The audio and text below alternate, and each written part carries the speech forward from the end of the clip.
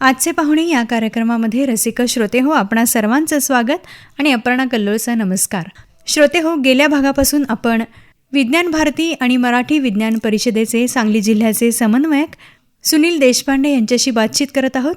आज ऐकूया या मुलाखतीचा दुसरा भाग. Space on wheels. बहुतांश सांगली जिल्ह्यातल्या गावांमध्ये ही गाडी पोहोचली आणि अनेक विद्यार्थ्यांनी गाडी बघितली, त्यातून अनेक त्यांनी प्रयोग उपकरणांची माहिती घेतली. खूप छान वाटलं खरं तर. अंदाज काय असेल आहे की तुमचा की किती विद्यार्थ्यांनी सांगली जिल्ह्यामध्ये फक्त ही गाडी बघितली? तर 1 लाखभर असेल. 85,000 विद्यार्थ्यांना आम्ही ही हो ना गाडी कारण दाखवण्यात प्रत्येक वर्गाला घेऊन जात होते. मालू हायस्कूल मध्ये ही गाडी होती, हो. त्याच्यामध्ये सांगली हायस्कूलमध्ये होते आणि मिरजेमध्ये, अशा 3 ठिकाणी सांगलीत ही गाडी होती. तर प्रत्येक ठिकाणी 8-8 हजार विद्यार्थी सकाळी 7 वाजता जे सुरू झालं ते संध्याकाळी 6:30-7 वाजेपर्यंत हे लोक बघत होते. आणि सगळी मुलं उभारून ती माहिती देण्यामध्ये, गाडी येताना जल्लोषात अगदी लेझिम वगैरे वाजवत स्वागत, ढोल ताशे वाजवत स्वागत, किती छान. आणि म्हणजे तो एक देखावा होता, सोहळा. म्हणजे मालू हायस्कूलचे आमचे रायनावर म्हणून शिक्षक आहेत, सर आहेत, त्यांनी भूवरीली अवतरले नभमंडळ त्या पद्धतीचं त्याचं एका भाषणामध्येच वर्णन केलं. खूप सुंदर, सार्थ वर्णन आहे खरं तर. कारण अनेक विद्यार्थ्यांना स्पेस ऑन व्हील्स खूप आवडली आणि तिचा प्रतिसाद मी वर्तमानपत्रातून वाचला. ते स्पेस ऑन व्हील्स खूप सुंदर उपक्रम आहे जो आपल्या विज्ञान भारतीनं चालवलेला आहे आणि इस्रोनी. तर या दोघांच्या संयुक्त विद्यमानं चालवलेला हा उपक्रम भारतभरच्या सगळ्या विद्यार्थ्यांना विज्ञानाप्रती एक आवड निर्माण करायला नक्कीच उपयुक्त करेल आणि यातून अनेक विद्यार्थी विज्ञानाकडे वळतील, यात काही शंका नाही. खरं तर आपण विज्ञान भारतीच्या अनेक उपक्रमांविषयी बोललो, तर मराठी विज्ञान परिषदेचे काय उपक्रम असतात आणि आपल्या विद्यार्थ्यांमध्ये विज्ञानाविषयी जागृती करण्यासाठी, आवड निर्माण करण्यासाठी मराठी विज्ञान परिषदेची भूमिका काय आहे, कशी सांगाल तुम्ही? अगदी खूप छान प्रश्न आहे. मराठी विज्ञान परिषदेची स्थापना 1966 साली झाली. डॉक्टर जे.व्ही. नाईक आणि डॉक्टर माधव गाडगीळ असे विज्ञानप्रेमी तज्ज्ञांच्या पुढाकारानं या मराठी विज्ञान परिषदेची स्थापना झाली. याचा उद्देश आहे की मराठीतून विज्ञानाचा प्रसार करणे आणि सामान्य लोकांमध्ये वैज्ञानिक दृष्टिकोन विकसित करणे, हा महत्त्वाचा त्याचा मागचा हेतू आहे. बरोबर. तर मराठी विज्ञान परिषद पत्रिका, विज्ञान यात्रा, विज्ञान संवाद आणि विज्ञान विषयक वेगवेगळी पुस्तकं असे यांचे वेगवेगळे उपक्रम आहेत. असे जवळपास 70 ते 80 वेगवेगळे उपक्रम साजरे केले जातात, म्हणजे ते उपक्रम चालवले जातात मराठी विज्ञान परिषदेकडनं. आणि खास करून आपल्या मराठी लोकांसाठी असं असलेलं एक उपक्रम हा खूपच सुंदर हे राबवतात. याचं ऑफिस, जे मुख्य ऑफिस आहे, हे मुंबईमध्ये आहे. आणि याच्याजवळ 46 शाखा वेगवेगळ्या याच्यामध्ये. पण सांगलीमध्ये फार पूर्वी एक शाखा चालू होती. 2-3 वर्षापूर्वीपासून माझा प्रयत्न होता की सांगलीमध्ये ही शाखा पुनर्जीवित व्हावी किंवा आम्हाला ह्याची परवानगी सांगलीसाठी मिळावी. आणि पुन्हा याचे अध्यक्ष आहेत हे डॉक्टर जयश्राज जोशीच आहेत. बरोबर. मग त्यांना मी ही परवानगी मागितली आणि ते म्हणले मी तुला देतो. म्हटलं तुम्ही कधी येणार आहे? मग ते म्हणले मी तुझ्या घरी येणारच आहे. तर 2 दिवसांनी येणार होते ते. म्हणले मला 1 दिवस द्या, मी उद्या साधारण 50 लोक तरी मी गोळा करेन. अरे म्हणले 50 लोक एकाच दिवशी जमा होतील? म्हटलं मी करतो प्रयत्न. त्याच्यानंतर ते सांगलीत आले. मी त्यांच्याशी चर्चा केली आणि त्यांना म्हटलं की आम्हाला सांगलीचा एक विभाग सुरू करायची परवानगी द्या. ते म्हटलं मी परवानगी द्यायला काही अडचण नाही, पण तुला ते काम, त्याची व्याप्ती आणि हे सगळं सांभाळून तुला करावं लागेल. तर तू असे चांगले त्याच्यामध्ये ॲक्टिवली पार्टिसिपेट होणारे असे लोक तू गोळा कर. म्हटलं मी त्याची हे घेतो, म्हटलं जबाबदारी घेतो आणि त्या पद्धतीनं ती पूर्ण करूया. ते म्हणले काय हरकत नाही. मग त्यांचं मी भाषण सावरष्टांमध्ये ठेवलं आणि त्यावेळी 50-1 लोकांना छान आमंत्रित केलं आणि त्यांचं भाषण झालं. त्यांनी आपल्याला इथं परवानगी दिली आणि त्याच्यानंतर काम सुरू केलं. म्हटलं नंतर ते घटक वेगवेगळे अध्यक्ष, उपाध्यक्ष, कार्यवाह वगैरे देवायचं आपण नंतर करू, पण काम तरी सुरू करू. आणि मग सर्वांनी मिळून ठरवलं आणि असे छानपैकी आम्ही टीम केली की विज्ञान भारतीमधले पण काही सदस्य आहेत, मराठी विज्ञान दोघांचीही सांगड घातली. आणि कुठलंही असू दे विज्ञानाचं काम, म्हणजे हा आपण पूर्ण करायचं. एकत्रितपणेच. आणि खूप छान रीतीनं आमची एक वेगळी टीम झालेली आहे अच्छा. की त्याच्यामध्ये एक 20-25 लोक केव्हाही हाक मारली की ते येतात आणि परीक्षक म्हणून जायचं असू देत किंवा एखादे मोठा उपक्रम करायचा असू देत, तर सगळे म्हणून आम्ही त्या पद्धतीनं एक सगळ्यांना हातभार प्रत्येकाच्या कामामध्ये लावतो. बरं. आणि त्यातनं ही संघटना म्हणा किंवा हा उपक्रम सुरू होतो. मग विज्ञान वेगवेगळ्या शाळेमध्ये व्याख्यानं आयोजित करायची असू देत किंवा वेगवेगळे उपक्रम असतील ते करायचे असू देत, तर आम्ही हे करत असतो. मागच्या वर्षी जूनमध्ये साधारण वॉलचंद कॉलेजमध्ये विज्ञान वारी हा उपक्रम त्यांचा एक गाजणारा शनिवारी विज्ञान वारी हा एक सुंदर उपक्रम आहे. बरं. याच्यामध्ये युवा वैज्ञानिक तयार करणे हा त्याचा एक मूळ गाभा आहे. बरं. की त्यांना मूळ साधारण 80 प्रयोग विज्ञानाचे छोटे छोटे प्रयोग की जे केवळ 2000च्या किटमध्ये होऊ शकतात. फक्त 2000 रुपये वस्तू लागतात, ते आपण त्यापेक्षाही कमी असतील. तर ते किट विज्ञान भारती मराठी विज्ञान परिषद मुंबईहून आपल्याला देतं. बरं. त्यांना एक कंपनी, प्रायोजिक कंपनी ते त्याच्यासाठी स्पॉन्सर करते. आणि याच्यातून यावर्षी आम्ही साधारण 132 विद्यार्थी तयार केले. अरे वा. 2 दिवसाचं वर्कशॉप घेतलं. त्या कार्यशाळेमध्ये त्या विद्यार्थ्यांना हे प्रयोग लहान मुलांना कसे शिकवायचे आणि ते प्रयोग काय आहेत याचं पूर्णपणे त्यांना ट्रेनिंग दिलं. बरं. आणि त्या विद्यार्थ्यांना शाळा ॲलोकेट करून दिल्या. बरं. आणि हे विद्यार्थी पुढचे 5 ते 10 शनिवार 1-1, 2-2 तास त्या शाळांमध्ये गेले. बरं. आणि त्या शाळांमध्ये गेल्यानंतर ते त्यांनी पूर्णपणे समजून सांगितले विद्यार्थ्यांना ते प्रयोग कसे करायचे, काय करायचं, तो प्रयोग काय, ते किट घेऊन जायचे. त्या किट सगळ्या विद्यार्थ्यांना दिलं, त्याचं पुस्तक दिलं त्यांनी. आणि त्या पद्धतीनं हे त्या मुलांचा ग्रुप करून आपण त्या मुख्याध्यापकांना चर्चा केली, त्यांना भेटलो आणि हा असा उपक्रम आहे तर त्या तुमच्या शाळेत. तर इतके फोन आले आम्हाला की आमच्याही शाळेत हा उपक्रम व्हायला पाहिजे. तर साधारण 7,500 ते 8,000 विद्यार्थ्यांपर्यंत हे 80 प्रयोग पोचले. वा. आणि हे प्रत्येक विद्यार्थी करून बघितले. माझ्याकडे कमीत कमी 1000 फोटो आहेत की प्रत्येक विद्यार्थ्यांनी मला पाठवलेत की आज आम्ही ह्या शाळेत गेलो आणि हा अतिशय उत्कृष्ट आम्हाला. आणि ती मुलं एवढी खुश झाली की कॉलेजची मुलं आहेत ती त्या लहान मुलांच्या एज, आपला जो सांगण्याचा एज डिफरन्स असतो तो खूप कमी होतो त्या मुलांचा. रिलेट करतात. आणि ते दादा ताई म्हणून त्या मुलांना बोलून की नाही त्या स्टेजवर येऊन फार अतिशय रम्माण होतात त्या प्रयोगामध्ये. आणि मग मुख्याध्यापक पण एवढे खुश होतात की अरे असं आमच्याकडे यायलाच पाहिजे. मग ते पाहून दुसऱ्या शाळेतले म्हणतात आमच्याकडे काय आला नाहीत तुम्ही, आमच्याकडे पण या. मग असे आणखीन या मुलांना आपण मानधन पण दिलं जातं. बरं. आणि प्रत्येक विद्यार्थ्याला साधारण जे इंजिनिअरिंगचे विद्यार्थी आहेत त्यांना एवढे प्रयोग करणं शक्य नसतं किंवा 2-2 विभागात आम्ही 2-2 जण, एकाला 3,000 रुपये असं मानधन असतं प्रत्येक विद्यार्थ्याला. विलिंग्डनचे काही विद्यार्थी आहेत, वॉलचंदचे विद्यार्थी आहेत जे कमी याच्यात पूर्ण करू शकतात, त्यांना 1,500 रुपये मानधन. हे प्राज इंडस्ट्रीने या वेळेला संपूर्ण मानधनाची जबाबदारी घेतली आणि ते त्यांच्यातर्फे मराठी विज्ञान परिषदेतर्फे हा पूर्ण उपक्रम राबवला गेला. आणि तो सांगलीमध्ये मला करताना आणि आमच्या वॉलचंद कॉलेजचे सुर्वे सर आणि आमचे माननीय संचालक डबडे सर यांनी आम्हाला ते सगळे करायची परवानगी दिली. HOD मेघा शहा मॅडम आहेत, त्यांनी त्याला सहकार्य केलं. याच्यातून हा अतिशय उत्तम असा प्रतिसाद मिळालेला कार्यक्रम संपन्न झाला. खूपच छान. म्हणजे मोठ्या वयाच्या विद्यार्थ्यांकडून लहान वयाच्या विद्यार्थ्यांना विज्ञानाचा वारसा मिळाला असं म्हणायला हरकत नाही. आणि दोघांनी मिळून खूप छान आनंद घेतला विज्ञानाचा, विज्ञानाचे प्रयोग केले. खूप छान उपक्रम आहे. खरं तर हे उपक्रम खरं तर प्रत्येक विद्यार्थ्यांपर्यंत पोहोचायला पाहिजेत, प्रत्येक शाळेपर्यंत पोहोचले पाहिजेत. यासाठी काय प्रयत्न केले जातात मग तुमच्याकडून? आता दरवर्षी हा कार्यक्रम अशा रीतीनं आम्हाला, कारण विद्यार्थी बदलत जातात, आणखीन वेगवेगळ्या शाळा आम्हाला संपर्क करतात. मग त्याचं नियोजन करून यावेळी नाही दुसऱ्या शाळातल्या मुलांमध्ये आम्ही माउथ पब्लिसिटी थ्रूच होते का मग तुम्ही काही नाही, प्रत्यक्ष आम्ही जातो, वेगवेगळ्या मुख्याध्यापकांना भेटतो. असा आता माझ्याकडे साधारण 400 मुख्याध्यापकांचा एक ग्रुप आहे, त्याच्यावर वेगवेगळ्या पद्धतीने आम्ही माहिती टाकतो. बरं. मग शाळांना तुमच्याशी संपर्क करायचा असेल तर मग तुम्ही आवाहन कसं करता त्यांना? प्रसारमाध्यमातून आवाहन केलं जातं. बरं. आणि ते त्यांच्यापर्यंत पोहोचतं. हो. खरंच खूप बरं वाटलं की अनेक विद्यार्थ्यांना विज्ञानाचे हे प्रयोग जवळून पाहता येतात, स्वतःच्या हातानं करून बघता येतात. याशिवाय अजून एक पुस्तक तुम्ही लिहिलेलं आहे, तर त्याचं काय प्रयोजन होतं आणि त्याचा उद्देश काय होता? कारण त्या पुस्तकाचं एक वेगळंच नाव आहे की टेक्निकल बुक. तर मला प्रश्न पडला की नक्की यामध्ये आहे काय, तर काय सांगाल याविषयी? त्या पुस्तकाचं नाव आहे निर्मितीकडून नवनिर्मितीकडे. बरं.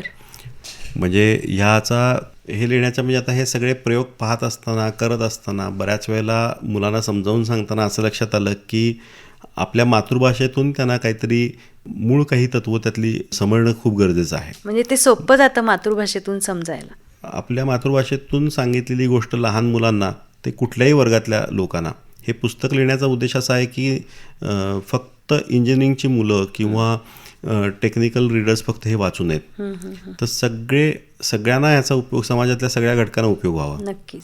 आणि आपले सगळी माध्यमं ही इंग्रजीमधून आहेत टेक्निकली. हो. आणि मध्ये उदय सामंत साहेब असताना, मंत्री असताना, त्यावेळी त्यांनी लिहिलं होतं की मराठी माध्यमातून आपल्याला पुस्तकं लिहिली पाहिजेत. ते माझ्या डोक्यात एक बसलं होतं की आपल्याला ह्या गोष्टी कुठेतरी हे केला पाहिजे. मी काही कुठला मोठा लेखक वगैरे काही नाही आहे, परंतु एक प्रयत्न आपण करायचं असं ठरवलं. आणि त्याच्यातून जे आजपर्यंत जे मी शिकत आलो, मी हातानं जे गोष्टी करून बघितल्या किंवा मला जे काही विज्ञान समजलं, बेसिकली इलेक्ट्रॉनिक्स किंवा याच्या बेसवर असल्यामुळं मी ऊर्जेची निर्मितीपासून सुरुवात केली. पुस्तकाची म्हणजे फिजिक्स आहे, त्याच्यामध्ये इलेक्ट्रिकल आहे, इलेक्ट्रॉनिक्स आहे, AI आहे, इथपर्यंत सगळ्या गोष्टी टप्प्याटप्प्यानं घेतल्या. 54 चॅप्टर्सने हे पुस्तक बनवलेलं आहे. बरं. 54 धडे आहेत थोडक्यात त्याच्यामध्ये. लेटेस्ट टॉपिक पण आलेला आहे. सगळे AI पर्यंत आहेत. आणि अगदी क्लाउडपर्यंत वगैरे सगळ्या गोष्टी घेतलेल्या आहेत. त्यामुळं म्हणजे इंडस्ट्रियल 4, इंडस्ट्रियल 5 म्हणजे काय, 5.0 म्हणजे काय आहे, आणि ह्याही ज्या अद्ययावत ज्या गोष्टी आहेत त्याही त्याच्यात घालायचा प्रयत्न केला आहे. आणि म्हणून त्याला नाव दिलं आहे की अगदी ऊर्जा म्हणजे काय, छोटीशी ऊर्जा जी काय आपण पाण्यापासून, हवेपासून किंवा याच्यापासून निर्मिती होते, धरणांपासून निर्मिती होते, म्हणजे एक लाईट तयार झाला. आणि त्याच्यानंतर त्याची निर्मिती आपण AI पर्यंत, म्हणजे सगळ्या आजच्या काही गोष्टी बघतो, ती ही सगळी नवनिर्मिती आहे. म्हणून त्याचं नाव देताना पण असं छान मराठी नाव दिलं की निर्मितीकडून नवनिर्मितीकडे. आणि खूप शाळा आणि कॉलेजेसने ते आपल्या ग्रंथालयात पुस्तक ठेवलं, म्हणजे याचं मला खूप छान वाटतं. नक्कीच. खूप छान. मला पण खूप आवडला हा तुमचा उपक्रम, जो पुस्तक लिहिण्याचा आहे. कारण जे आपण शिकतो, आपण जे ग्रहण करतो, ते इतरांपर्यंत पोहोचवणं आणि पोहोचावं, ही जी इच्छा असते ना, ही खूप दुसऱ्याला प्रगतीकडे न्यायची इच्छा जी असते, याच्यातून अनेक लोकांची प्रगती घडत असते. फक्त स्वतःची प्रगती, स्वतःचा उत्कर्ष न करता इतरांचीही प्रगती बघणं खूप महत्त्वाचं आहे. आणि विज्ञान हे खरं याचं काम करत असतं. विज्ञान जेवढ्या लोकांपर्यंत पोहोचेल तेवढ्या लोकांची प्रगती होत राहणार आहे. आणि नवनवीन तंत्रज्ञान जे आलेलं आहे आता, नवीन तंत्रज्ञान, तर त्याची माहिती अगदी तळागाळातील लोकांपर्यंत जाणार आहे. आणि हे मराठीतून पुस्तक आलं, त्यामुळं प्रत्येक स्तरातला विद्यार्थी, प्रत्येक स्तरातला नागरिक याचा आनंद घेऊ शकणार. तर जे लिहिलंय ते लोकांपर्यंत पोहोचलं तर त्याचा उपयोग आहे असं मला वाटतं. खूप उदात्त उद्देश आहे. आणि दुसरी गोष्ट, मला या निमित्तानं 2 गोष्टी मला आठवल्या की देहाकडून देवाकडे जाताना मध्ये देश लागतो, आणि या देशाचं आपण काहीतरी देणं लागतो. हे जे सावरकरांचं वाक्य आहे ना, हे या माझ्या काही जे काही थोडंफार किरकोळ काम असेल समाजासाठी, त्याच्यासाठी हा विचार कुठंतरी बिंबलेला आहे असं मला वाटतं. आणि दुसरं, जे आपणाशी ठावे त्या ते सर्वांशी सांगावे, ठाणे करून सोडावे सकळजण. तर तुम्ही विज्ञानाचं काम करताच, ही स्पर्धा झाली, स्पेस ऑन व्हील्स झालं, मराठी विज्ञान परिषद, विज्ञान भारतीचे अनेक उपक्रम झाले, याशिवाय समाजसेवेचीही तुम्हाला आवड आहे सर. तर त्याविषयी आम्हाला थोडंसं जाणून घ्यायला आवडेल. 2019चा कुठलाही सांगलीकर विसरणार नाही खरं तर. आणि त्याच्यानंतरही 2 वर्ष आपण थोड्या प्रमाणात का होईना पुराचा सामना केलेला आहे. तर अशा काळामध्ये मदत करणारे अनेक हात पुढं आले, आणि NDRFची तुकडी आपल्याकडे आली होती, आणि त्यांनी अनेक पूरग्रस्त लोकांना जीव वाचवण्यासाठी मदत केली.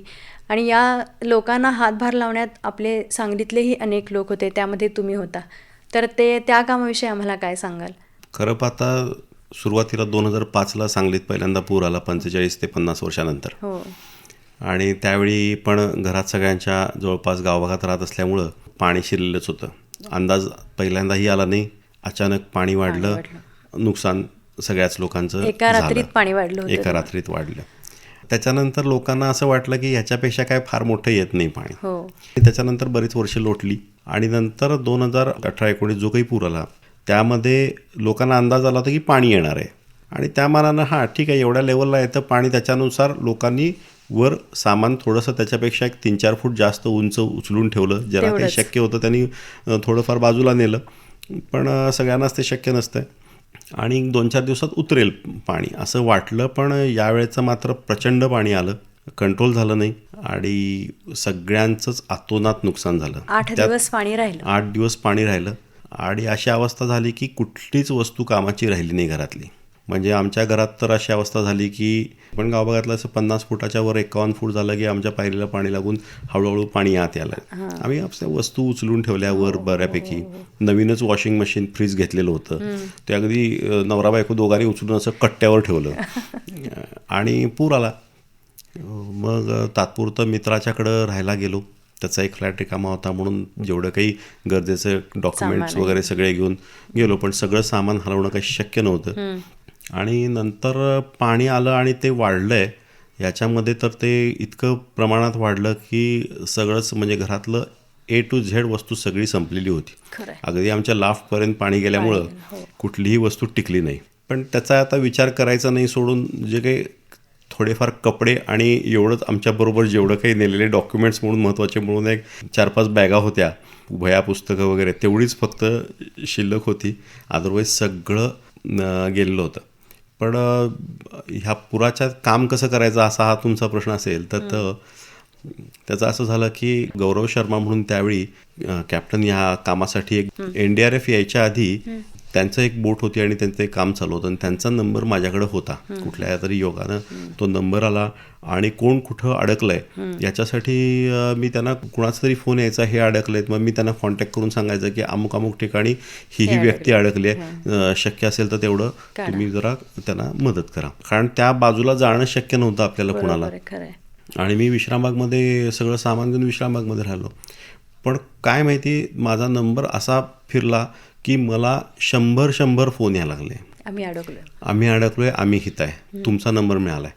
कुणी नंबर दिला मला माहिती नाही, पण काय योगायोग माहिती नाही. पण मला ते दिवस रात्र चैन पडाले. लोकांत एवढे प्रॉब्लेम्स आहेत आणि एवढं लोक पाण्यात अडकलेत, आपण काहीतरी करायला पाहिजे. लहान मुलं, वृद्ध लोक, आणि पाण्यात उतरून करायला लागेल किंवा काही पण करायला लागेल. मग ह्याच्यासाठी काय करता येईल.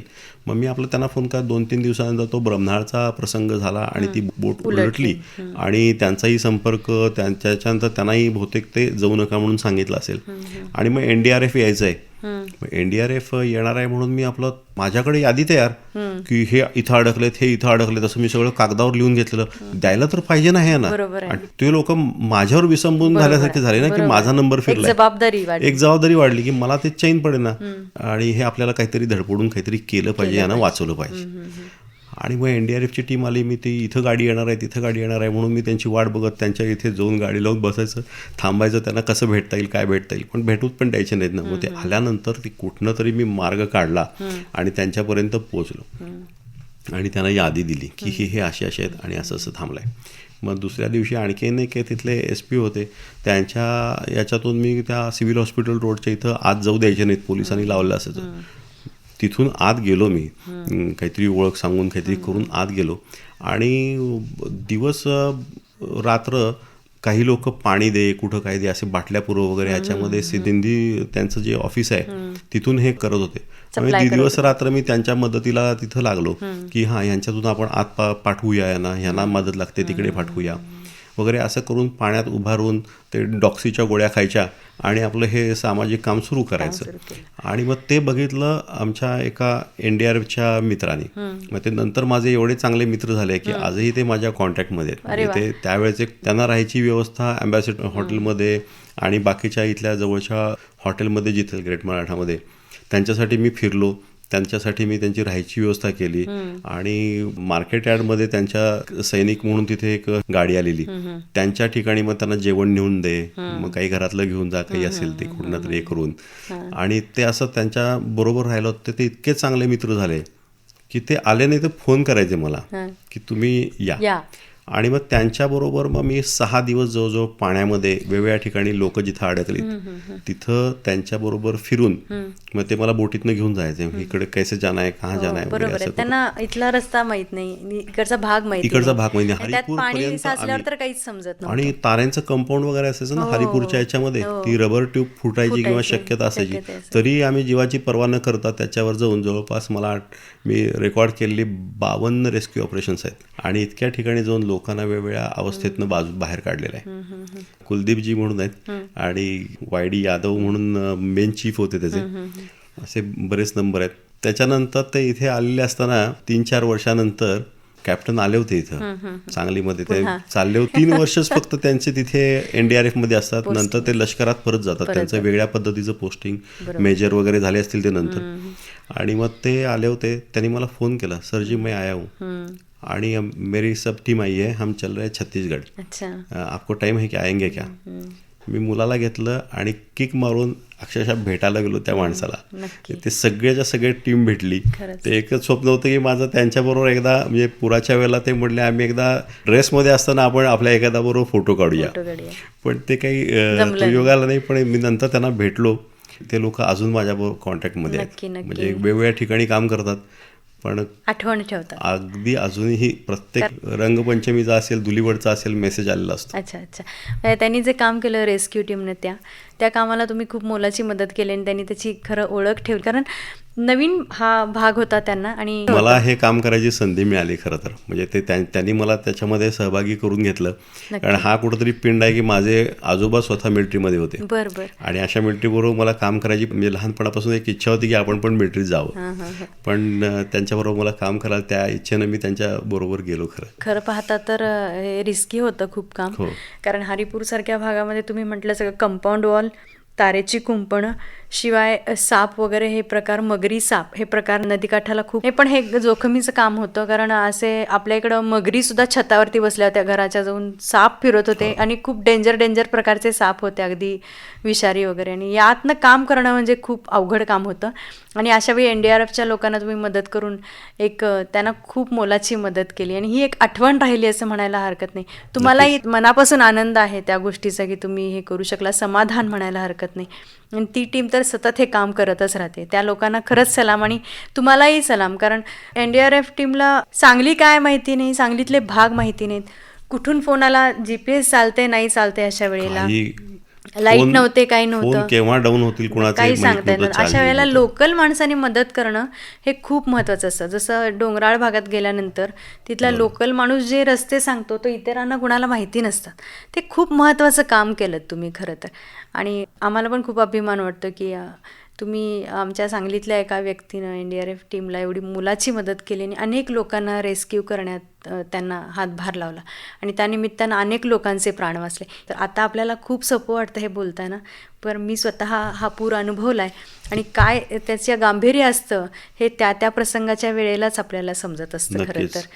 आणि कॅप्टन हलदार, कॅप्टन कुलदीप आणि ग्रुप कॅप्टन YD यादव यांनी जे त्यावेळी जे काम करत होते ना, ते हॅट्स ऑफ, म्हणजे काय प्रश्नच नाही. नक्की. आणि त्याच्यामध्ये आपल्याला ते काम करायला मिळालं. याच्यानंतर पण जास्त अवघड होतं ते म्हणजे पूर गेल्यानंतरची परिस्थिती हँडल करणं. त्यावेळी तर आम्ही घरातलं सगळं जे काही देऊन टाकता येईल ते देऊन टाकलं. खरंच.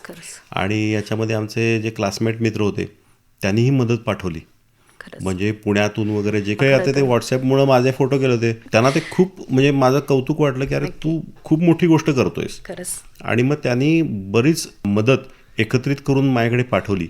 आणि मला तिथे त्याच्यानंतर म्हणजे अगदी फिनेल बाटल्यापासून खूप साऱ्या गोष्टी, काही सॅनिटरी पॅड्स पासून, काही तेल वगैरे, जे काही लोकांना लागेल. आणि आमचं घर आवरायचं सोडून त्याच्यानंतर आठवडा आम्ही दारात उभारून ह्या वस्तू द्यायचं काम करत होतो लोकांना. म्हणजे आलं की हां तुला काय कमी पडते हे घेऊन जा, तुला काय कमी पडते हे घेऊन जा. पण ते खरं आहे, इदम न मम. खरंच आहे, हे खूप महत्त्वाचं आहे. आणि असं जर म्हटलं तर देणार आपल्याला खूप देतो खरं तर. आणि अशा वेळेला खरं तर माणूस माणसासाठी उपयोगी पडतो. आणि हा खूप छान अनुभव आहे तुमचा. तर हा एक अविस्मरणीय तुमच्या आयुष्यातला प्रसंग म्हणायला हरकत नाही, पुराच्या वेळेचा. आणखीन एक आठवतंय, कॉलेजमध्ये आम्ही त्यावेळेला तरफ बनवायचा प्रयत्न केला. मला ते असं लक्षात आलं की अरे NDRF यायच्या आधीचा एक 3-4 दिवस होते, त्याच्यामध्ये मी कॉलेजचे काही आमचे मित्र यांना एकत्र करून बॅरल बनवून त्याच्यावर तरफ करून एका टेम्पोमध्ये घालून आम्ही त्या यांच्याकडे दिली. म्हणजे चक्क बनवलं. आम्हाला काय तरफ बनवायचा अनुभव नाही, काही नाही, पण म्हटलं वॉलचनचे लोक बनवू शकतील काय ते. आम्ही ते बनवल्या 2-3 तरफ. आणि लोक म्हणजे आमच्या कॉलेजच्या लोकांनी पण खूप अगदी अरे नाही केलं पाहिजे हे आपण करूया म्हणून त्यांनीही त्याच्यात मदत केली. आणि आम्ही ती करून दिली त्यांना संशोधक अशा सुरुवातीला. वेळी गप्प राहत नाहीत, त्यांचे हात चालू होतात लगेच आणि त्यातून काहीतरी नवीन बनवतातच ते. म्हणजे जोपर्यंत मदत येत नाही तोपर्यंत आपली यंत्रणा सुरू झाली पाहिजे, हा प्रयत्न होता खरं तर. खूप छान वाटलं हे पण ऐकून मला. हा पण खूप छान अनुभव आला असेल तुम्हाला त्यातून. आणि यातून जी बांधिलकी निर्माण होते खरं तर समाजाप्रती, ती खूप मोलाची असते आणि त्याचं एक समाधान वेगळं असतं. तर हे सगळं झालं, आता सामाजिक कार्य झालं, तर थोडी रसिक वृत्तीकडे पण वळूया. गाणं वगैरे पण लिहिलेलं आहे, मग कविता वगैरे करता का तुम्ही? हो, कविता वगैरे पूर्वीपासून, लहानपणीपासून आवड आहे. कविता वगैरे पूर्वीपासूनच करतो. म्हणजे विज्ञान आणि साहित्य एकत्र नांदते म्हणायला हरकत नाही. हा, फार मोठा काही कवी वगैरे नाही, पण याच्यामध्ये काही चांगल्या जमून जातात. सुचतात म्हणतात, कविता सुचतात. मग लिहिता की नाही? मग लिहितो. एक हे जे देशभक्तीपर जे गीत लिहिलेलं आहे, जे याकडून तुम्ही परत त्याला म्युझिक डिरेक्शन करून घेतलेलं आहे सुंदरसं, आणि ते छान झालेलं आहे, मला पण ऐकून आवडलं. तर हे कसं काय सुचलं तुम्हाला? सध्या छावा पिक्चर फार गाजतोय सिनेमा. तर ते असंच बेडे गुरुजींच्या लहानपणापासून सानिध्यात असल्यामुळं ते थोडंसं रक्तात आहेच. आणि मग त्याच्यात ते भावनांना वाट करून दिली. भावनांना वाट मिळाली आणि एक दिवस ती कविता अशी सुचली. अरे पण असं ते बघत असताना ठीक आहे, तंत्रज्ञानाचा आता कविता मागेही लिहिल्या, पण त्यांना चालबद्ध करताना अडचण यायची. चालबद्ध करताना आणि संगीत लावायचा. तर संगीत चाल जरी सुचली तर संगीतबद्ध करून घेण्यासाठी आपल्याकडच्या संगीतकारांना वेळ पाहिजे. हो ना, हो. त्याच्यासाठी हे केलं पाहिजे. तर नवीन सर्च करत असताना असं AIचं मला एक टूल मिळालं. बरं. आणि मग त्या टूलमध्ये मी हे सगळं घालून बघितलं आणि आपोआप संगीतबद्ध करून AIनं गाऊन दिलंय ते. कृत्रिम म्युझिशियन येणार, थोड्या दिवसांनी लिरिसिस्ट पण येतील. हा, हे होत राहणार. विज्ञानाची ही प्रगती म्हणायला हरकत नाही. ती प्रगती काही ठिकाणी आहे आणि हे होत राहणार, पण याला माणसाला तोंड द्यावं लागणार आहे. नक्की नक्की. खरं तर प्रत्येक गोष्टीच्या दोन बाजू असतात, म्हणजे नाण्याच्या दोन बाजू असतात आणि प्रत्येक गोष्टीच्याही दोन बाजू असतात, एक चांगली बाजू आणि एक वाईट बाजू. तर विज्ञान नक्कीच आपल्याला प्रगतीपथावर घेऊन जातं आहे आणि अनेक प्रगतीचे शिखरं आपण सर करतो विज्ञानाच्या मदतीनं. तर विज्ञानाचा फायदा तर आहेच, पण विज्ञानाचे तोटेही काहीतरी असतील, तर त्याबद्दल काय सांगाल तुम्ही? आज आपण बघतोयच युक्रेन आणि रशियाचं वॉर काय लेवलला गेलं, की युद्ध होत असताना AIचा किती प्रमाणात वापर केला.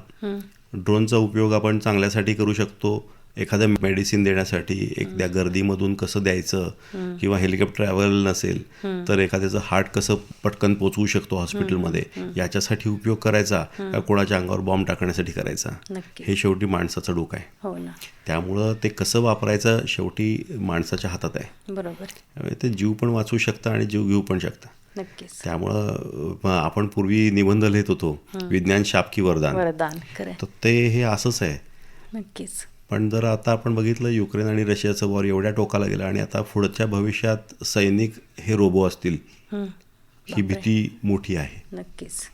म्हणजे विज्ञान एका बाजूला प्रगती आणि नवीन तंत्रज्ञानाचं वरदान आहे, दुसरीकडे विध्वंसक बाजू पण आहे विज्ञानाची, प्रचंड विध्वंसक बाजू आहे. येणाऱ्या पिढीला मग तुम्ही काय संदेश द्याल या दृष्टीनं? हे मानवताच्या हिताचंच विज्ञान मानवतेला टिकवेल, नाहीतर मानवतेचा परत ऱ्हास होईल. नक्कीच. त्याला एक काहीतरी मर्यादा ठेवली पाहिजे की, आणि आपल्या विवेकबुद्धी जागृत ठेवली पाहिजे विज्ञानाचा वापर करताना, तरच खरं तर विज्ञान आपल्यासाठी वरदान ठरू शकेल. नक्कीच. त्याचा मानवतेसाठी चांगला उपयोग कसा करायचा याची शिकवण लहानपणापासूनच दिली पाहिजे. आणि ते आपला मित्र कसा बनवू शकतं. एखादा माणूस हातानं लिहू शकत नाही, तर त्याचा एखादा असा रोबो की तो त्याच्या हातानं त्याची माहिती लिहू शकतो. ह्याच्यासाठी विज्ञान कसं वापरता येईल किंवा आणखीन त्याच्यासाठी कसं चांगलं करता येईल. रोबोटिक सर्जरीज सुद्धा केल्या जातात, क्रिटिकल सर्जरीज एकदम ॲक्युरेट करण्यासाठी, एक्झॅक्टली त्याच्यावरती काम होण्यासाठी रोबोट्सची मदत घेतली जाते. हे विज्ञानाची एक चांगलीच बाजू आहे. चांगली बाजू आहे. पण विज्ञान विध्वंसकही होऊ शकतं, तर मानवतावादी विचार ठेवून विज्ञानाच एक वरदानाच्या स्वरूपातच आपण स्वीकारायला हवं असं म्हणायला हरकत नाही. हो. नक्कीच. तुम्ही विज्ञानासाठी जे काम करता, विज्ञान प्रसारासाठी जे काम करता, आपलं वैयक्तिक आयुष्य या कामासाठी खूप मोठ्या प्रमाणात तुम्ही खर्च करता, मोलाचं योगदान देता विज्ञानासाठी असं म्हणायला हरकत नाही. तर आजचे पाहुणे या कार्यक्रमामध्ये आज तुम्ही आलात आणि या मुलाखतीच्या निमित्तानं तुमचं काम, शिवाय मराठी विज्ञान परिषद आणि विज्ञान भारतीचं काम आपल्या सगळ्या श्रोत्यांपर्यंत सगळ्यांपर्यंत पोहोचलं. आकाशवाणीच्या सगळ्या श्रोत्यांकडून आणि आकाशवाणीकडून मी तुमचे खूप खूप आभार मानते. धन्यवाद. मला इथं बोलवलं आणि बोलण्याची संधी दिली, मी सगळ्यांचे धन्यवाद मानतो. आजचे पाहुणे या कार्यक्रमामध्ये विज्ञान भारती आणि मराठी विज्ञान परिषदेचे सांगली जिल्ह्याचे समन्वयक सुनील देशपांडे यांची मुलाखत आपण ऐकली. कार्यक्रमातून आता मला अपर्णा कल्लोळला आणि या कार्यक्रमाचे सादर करते श्रीनिवास जरंडीकर यांना आता निरोप द्या. पुन्हा भेटूया. तोपर्यंत नमस्कार.